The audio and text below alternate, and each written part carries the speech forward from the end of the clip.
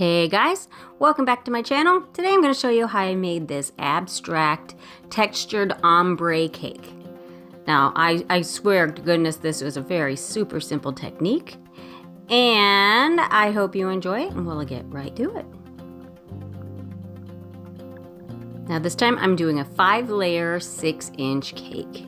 Now I would suggest that you put some support in between the 3rd and 4th layers of cake, just to make sure that you don't get any bulges with gravity having effect on your cake. And I'm just using my crusting American buttercream, which I will link in the description box, and an iCard so that you can see how I did that and get the recipe for that. And this is going to go underneath my fondant, so it doesn't have to be a super thick layer, but you want to have enough so that you're getting a good bite of buttercream with your cake. So I would say leave it about 1/4 of an inch thick, 1/8 of an inch to 1/4 of an inch thick. And make sure that you do a dam in between each layer to keep your filling, whether it be buttercream or ganache or a fruit filling, whatever it is, to keep it from coming out through between the layers. You don't want that bulging out and seeping out. That would be a disaster. And we're gonna level off the top. I like to use these plastic scrapers. I'll try to remember to leave a link for those as well. And this is a trick on how to get your food coloring out of your bottle without it getting everywhere. Use that little knobby, or nubbin, I don't know what to call it, on the top of the lid of your bottle, and just poke it into that seal. That way your food coloring is only coming out of that little hole.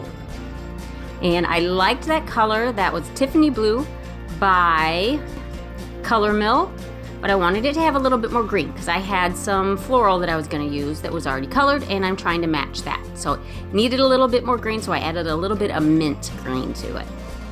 And I have 2 different shades of the same color of blue and then white. I'm just rolling these out into logs and putting them together, kind of squishing them down.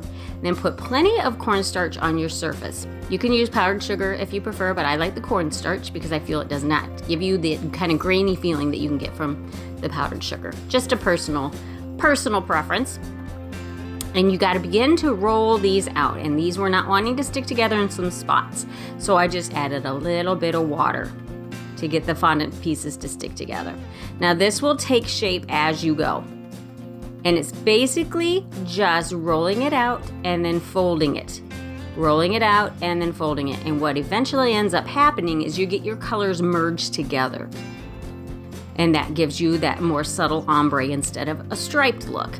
Now I did add some Tylose to the fondant, which will make your fondant a little firmer, a little faster, because I wanted it to have that abstract shape wrapped around the cake, which did make it a little harder to roll out because it did want to keep tightening up on me as I was rolling it out. So I kind of wanted to get a little bit more of a blended ombre that I ended up getting, but my forearms couldn't handle it anymore.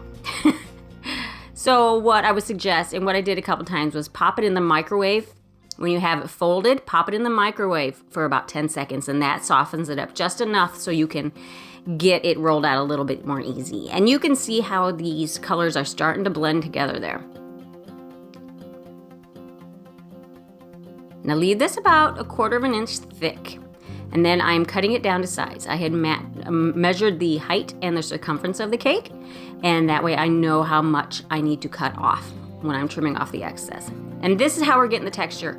It's just skewers, guys. That's it. Now put some more cornstarch down so that your skewers do not stick.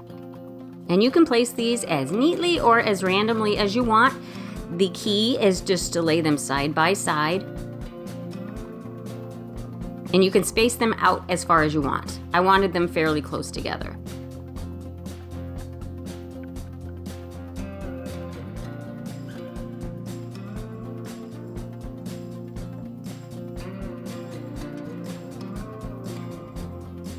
And this looks more like the spacing that I had in mind.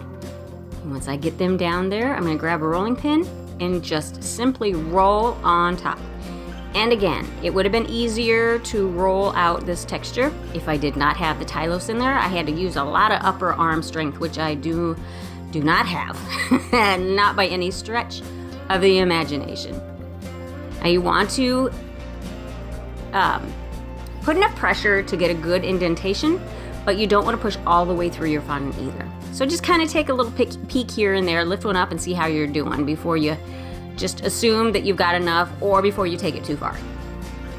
And just work your way down this rolled out piece of fondant, adding this texture as you go.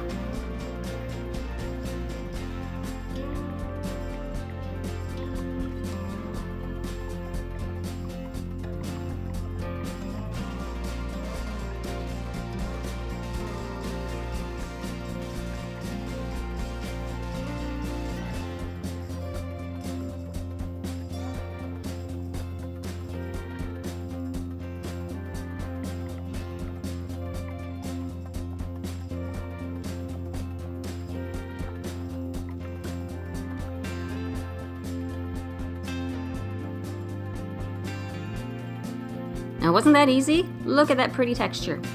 And I let it sit for a little while, probably about 15 minutes. And in the meantime, I have got my chilled cake out of the freezer. It was in there for about 20 minutes, and I added a little bit of shortening. My hands were clean and dry, I promise. And then just lift that fondant up, and you will notice that it did, right there in the front, do some tearing. And that's okay, because I knew that it was taller than I needed it to be. I knew I was gonna trim it down. So I was fine with that. And you can see I really did not have a set plan on how I wanted it to lay. I wanted it to look more kind of draped without having pleats. Just kind of haphazardly put on the cake, but at the same time with intention. That is hard to achieve. You just kind of have to trust your eye and try to get out of the mindset that things have to be perfect. This was not supposed to be perfect. And I'm just smoothing out those rough edges on the top with a little bit of shortening on my fingers.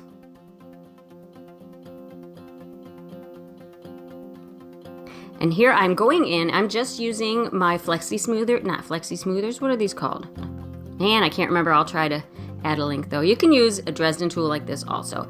And I'm just kind of smoothing out where the fondant wanted to crack a little in the indentations as I lifted it on.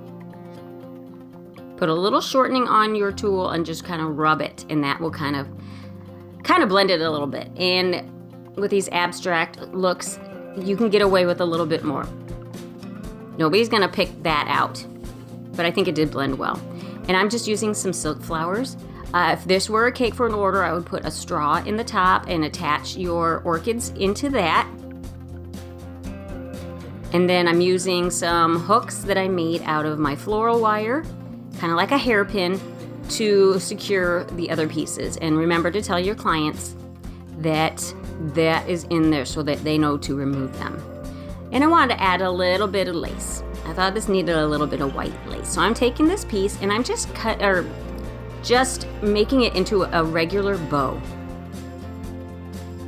Didn't have to be perfect because I knew I was just kind of stick it in there. And I'm using some more floral wire to anchor the ribbon as well. Just sticking it through the loop of the bowl, twisting it, and then sticking it into the cake. Or your straw. If you have a straw in there, that's where you would place it. Just kind of tucking it in and then just kind of playing with the tails of this ribbon to get them to lay in a pretty natural fall position.